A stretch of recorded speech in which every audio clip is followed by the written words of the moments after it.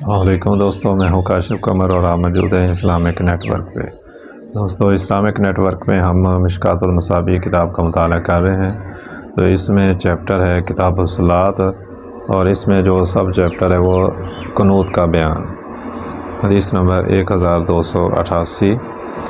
ابو ہریرہ رضی اللہ تعالیٰ عنہ سے روایت ہے کہ رسول اللہ صلی اللہ علیہ وسلم جب دوران نماز کسی کے لیے بد دعا یا کسی کے لیے دعا کرنے کا ارادہ فرماتے تو آپ رکوع کے بعد دعا کرتے۔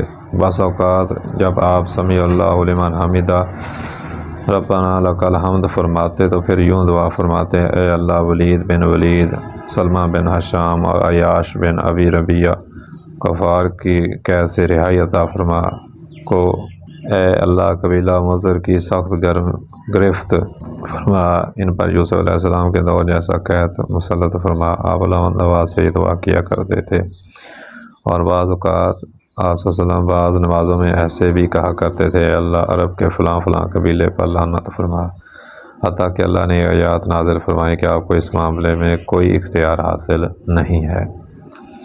حدیث نمبر 1289۔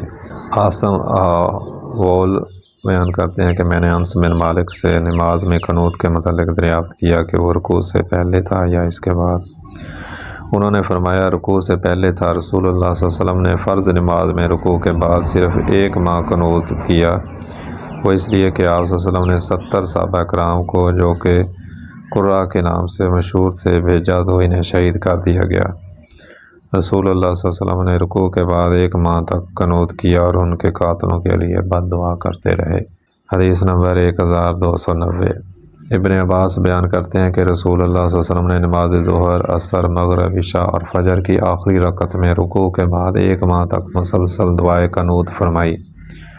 آپ صلی اللہ علیہ وسلم بنو سلیم، ریل، ذکوان اور عصیہ قبائل کے لیے بد دعا کرتے تھے، جو آپ کے پیچھے ہوتے تھے وہ آمین کہتے تھے۔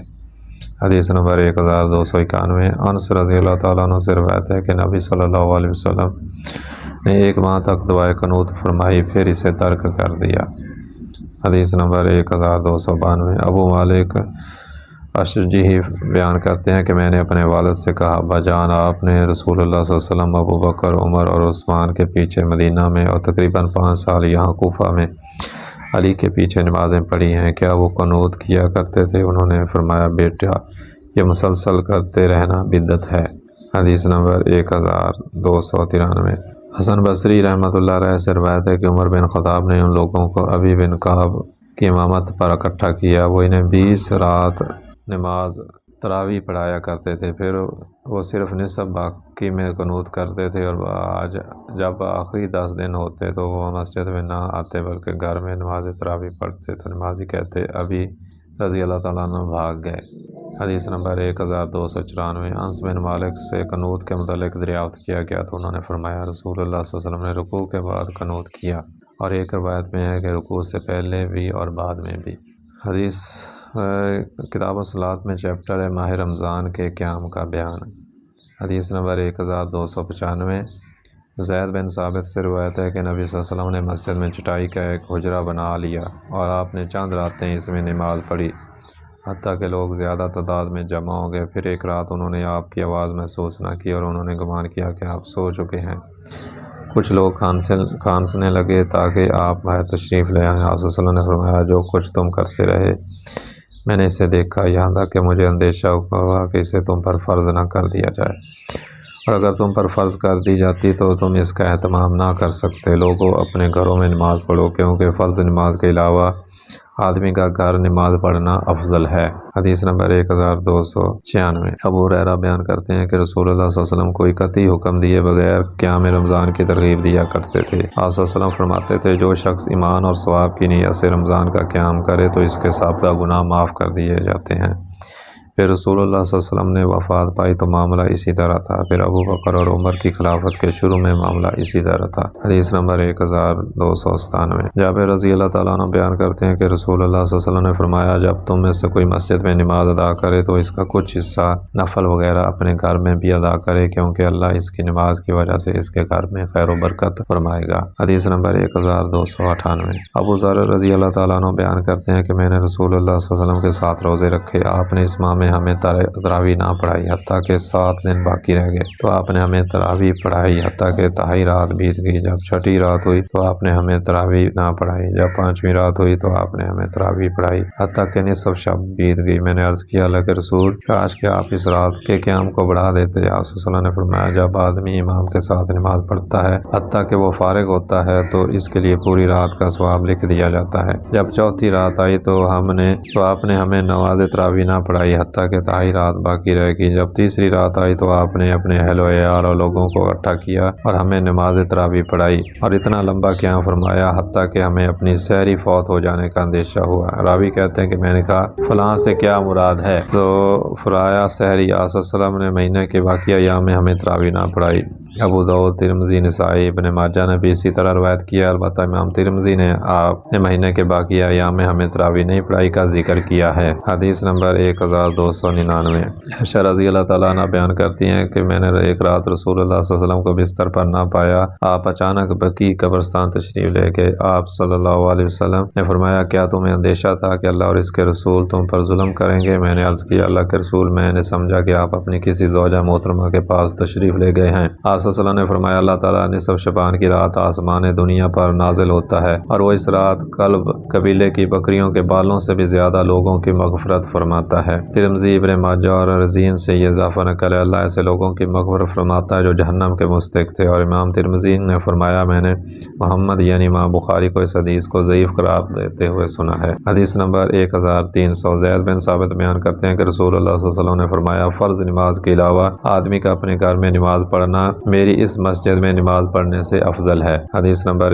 1301۔ عبد الرحمن بن عبد القاری بیان کرتے ہیں کہ میں ایک رات عمر بن خطاب کے ساتھ مسجد نبوی میں گیا تو وہاں لوگ متفرق طور پر ایک دو اور کہیں چند افراد کی جماعت کی صورت میں نماز تراویح پڑھ رہے تھے۔ یہ صورت دیکھ کر عمر نے فرمایا اگر میں انہیں ایک امام کی اقتداء پر اکٹھا کر دوں تو وہ بہتر ہوگا۔ پھر انہوں نے پختہ عزم کیا اور انہیں ابی بن کعب کی اقتداء پر جمع کر دیا۔ راوی بیان کرتے ہیں کہ میں کسی اور رات میں پھر ان کے ساتھ آیا تو لوگ اپنے قاری کی امامت میں نماز پڑھ رہے تھے۔ یہ دیکھ کر عمر نے فرمایا یہ نئی بات باجماعت تراویح بہت اچھی ہے اور وہ نماز جس سے تم سو جاتے ہو وہ اس نماز کے پڑھنے سے افضل ہے۔ راوی کہتا ہے کہ اس سے عمر کی مراد رات کا آخری حصہ ہے جبکہ لوگ اول رات میں نماز پڑھتے تھے۔ حدیث نمبر 1302۔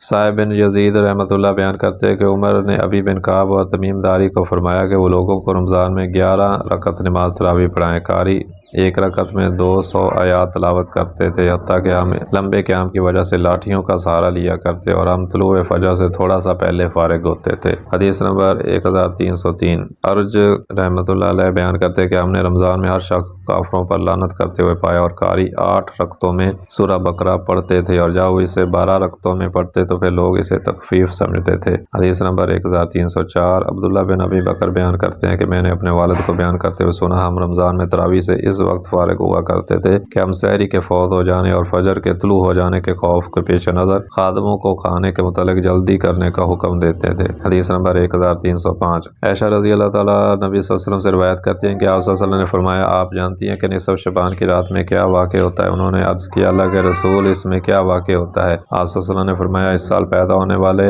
اور اس سال فوت ہونے والے ہر شخص کا نام اس رات لکھ دیا جاتا ہے، اسی رات ان کے اعمال اوپر چڑھتے ہیں اور اسی رات ان کا رزق نازل کیا جاتا ہے۔ انہوں نے عرض کیا اللہ کے رسول اللہ کی رحمت کے بغیر کوئی بھی شخص جنت میں نہیں جائے گا۔ آپ صلی اللہ علیہ وسلم نے 3 بار فرمایا اللہ کی رحمت کے بغیر کوئی بھی شخص جنت میں نہیں جائے گا۔ میں نے عرض کیا اللہ کے رسول آپ بھی نہیں؟ آپ صلی اللہ علیہ وسلم نے اپنے سر پر ہاتھ رکھ کر فرمایا میں بھی نہیں جب تک کہ اللہ اپنی طرف سے اپنی رحمت مجھے ڈھانپ نہ لے۔ حدیث نمبر 1306۔ ابو موسیٰ اشعری رسول اللہ صلی اللہ علیہ وسلم سے روایت کرتے ہیں کہ آپ صلی اللہ علیہ وسلم نے فرمایا اللہ تعالیٰ نصف شب کی رات اپنے بندوں پر خصوصی طور پر متوجہ ہوتا ہے اور وہ مشرک یا کینہ پرور کے سوا تمام مخلوق کو بخش دیتا ہے۔ حدیث نمبر 1307۔ امام احمد نے عبداللہ بن عمر بن عاص سے روایت کیا اور ان کی روایت میں ہے کہ 2 کینہ پرور اور خودکشی کرنے والے کے سوا سب کو بخش دیتا ہے۔ حدیث نمبر 1308۔ علی رضی اللہ تعالیٰ عنہ بیان کرتے ہیں کہ رسول اللہ صلی اللہ علیہ وسلم نے فرمایا جب نصف شعبان کی رات ہو تو تم اس رات کا قیام کرو اور اس دن کا روزہ رکھو کیونکہ اس رات آفتاب کے غروب ہوتے ہی اللہ تعالیٰ آسمان دنیا پر نزول فرما کر پوچھتا ہے سن لو کوئی مغفرت کا طالب گار ہے تاکہ میں سے بخش دوں، سن لو کوئی رزق کا طالب ہے تاکہ میں سے رزق عطا فرماؤں، سن لو کوئی عافیت چاہتا ہے تاکہ میں سے عافیت عطا فرماؤں، سن لو ان چیزوں کا کوئی طالب ہے۔ یہ سلسلہ طلوع فجر تک جاری رہا۔ جاتا ہے۔ تو دوستو یہ تھی آج کی ویڈیو، امید ہے کہ یہ ویڈیو آپ کو پسند آئی ہوگی۔ اگر پسند آئی ہے تو اس کو لائک کریں اور اپنے دوستوں کے ساتھ اس ویڈیو کو شیئر بھی کریں، اور اگر آپ کو ہمارا یہ چینل پسند ہے تو اس کو سبسکرائب کر لیں تاکہ ہر نئی آنے والی ویڈیو ایک نوٹیفیکیشن کے ذریعے آپ تک پہنچ سکے۔ آئندہ ویڈیو تک کے لیے اللہ حافظ۔